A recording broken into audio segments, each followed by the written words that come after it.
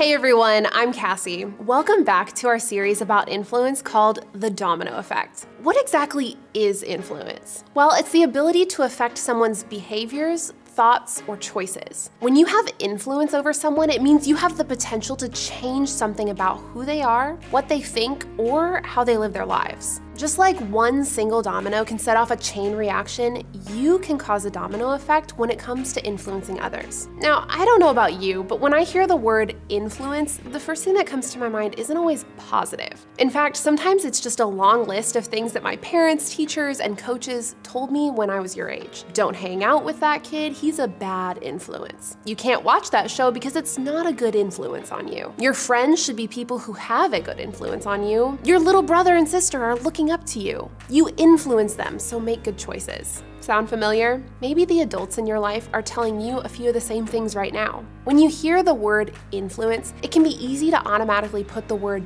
bad in front of it. And maybe that's because the adults in your life are a lot like the ones in mine when I was in middle school. Your parents, teachers, coaches, and maybe even small group leaders talk to you about bad influences a lot. They're telling you not to be bad influences, not to be the kinds of friends or teammates or siblings who lead someone toward things that aren't good for them. In other words, don't be a bad influence on the people in your life.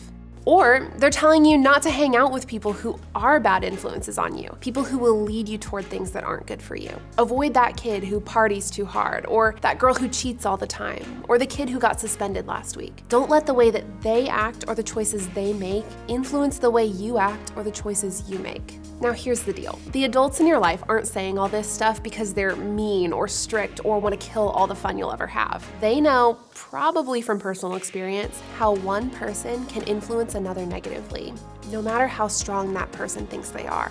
Believe it or not, they're saying it because they love you. They want to protect you from the people or things that might influence your life away from God's best for you. They want to help you become the best version of yourself, and they recognize that the people around you have a lot to do with it. But can we just be honest for a second? Sometimes the thought of being a good influence feels like a lot of responsibility, right? Like you have to do all the right things, make all the right choices, and have all the right answers all the time. Nobody can do that, and trying to sounds exhausting. But here's the thing. When we think about influence in these ways, we're missing the whole picture. It makes it seem like the kind of influence you have is based only on your behaviors and choices. Like, if you make good decisions, you have a good influence. But if you make a bad choice, you suddenly become a bad influence. While our choices and behaviors do have a lot to do with our influence, I think there's a lot more to this influence thing than we may realize. There's a really cool story in the Bible of what I think influence is really all about, and I want us to look at it together today. It's from a book called Acts, which was written about the spread of Christianity and the start of the church after Jesus came to earth. You see, the guys who were leading this movement of Christianity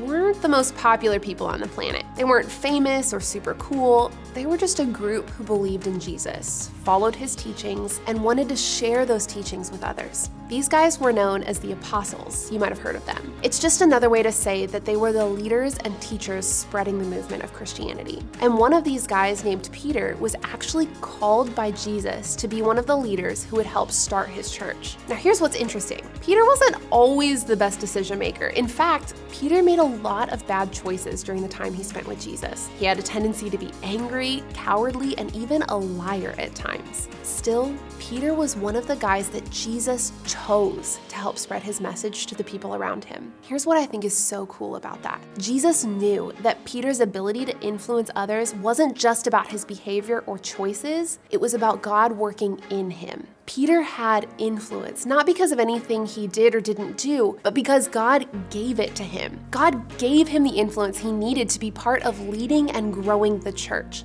All Peter had to do was say yes to it, one step at a time. And that's exactly what he did. Look at what happened because of it in Acts 2:42 through 47.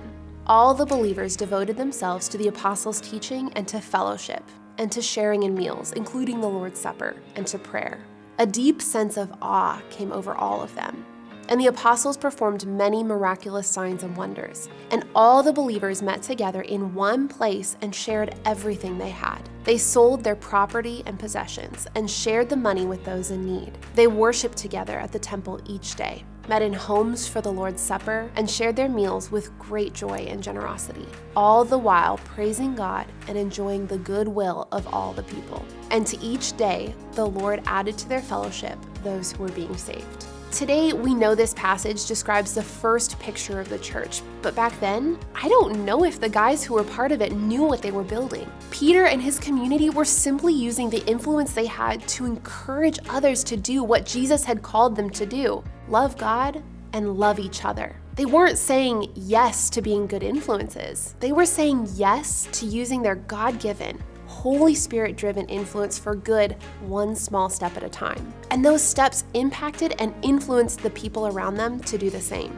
They had a domino effect, and that's what I want you to see today. Doing big things starts with small steps. Your ability to influence others isn't about whether or not your behavior is always good or bad. It isn't about getting it right all the time. It's about saying yes to using the influence you do have, the influence that God has given you for good. When you surrender your life to Jesus, the Holy Spirit is placed within you, and the Holy Spirit works both in you and through you. As you say yes to God, you are saying yes to setting off a domino effect for good. And the best way to do that is one small step at a time. Peter and his pals who started the early church wanted to see those around them come to know and believe in Jesus. They didn't have all the influence in the world to make this happen quickly, but they kept going, one step at a time, to eventually see the movement of God spread.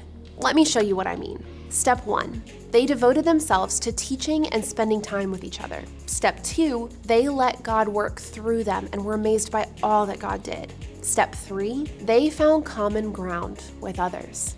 Step 4, they gave to those who were in need, no matter the cost. Step 5, they shared meals together and genuinely enjoyed each other's company. Step 6, they praised God together. Step 7, as a result of all those things, God grew their church every day. You see, each one of these small steps inched this group closer and closer to having a big influence.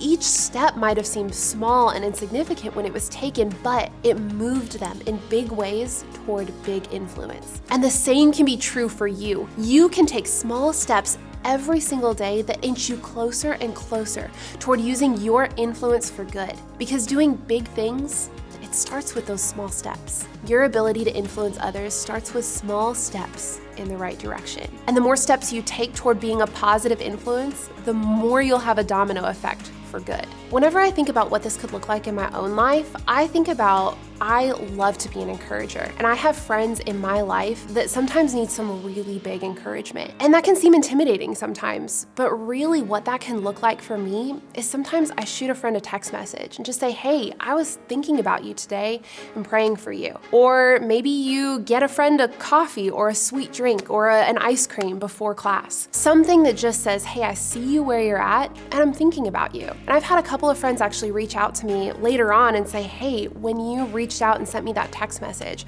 or when you got me that sweet treat, that actually meant a lot and spoke to me where I was at in the moment. It doesn't always have to be this wildly big thing that we do, but it's something that says I can use my influence, my ability to minister to someone in small and practical ways, and sometimes it means more than you'll ever know. See what I mean? That ability to influence someone else doesn't always happen overnight. It didn't come as a result of only making right decisions or having the best behavior all the time. And it definitely doesn't always come about from being the most popular person in the room. No, that influence, it comes from small steps every single day toward being the kind of person who can make a big impact. And the same can be true for you.